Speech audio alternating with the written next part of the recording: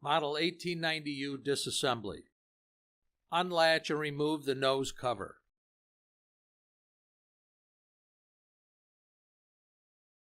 Remove the safety lever by lifting up on the spring-loaded linkage.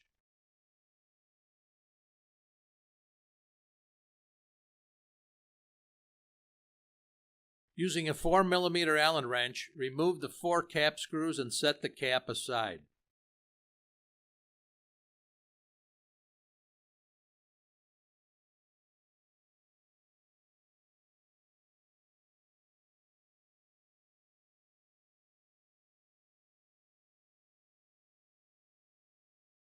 Remove the piston dry blade assembly.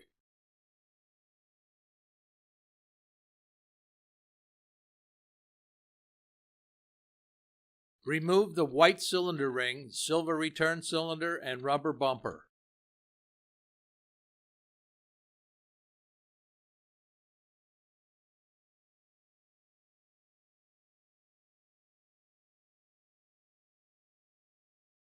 Remove the valve and spring from inside of the cap.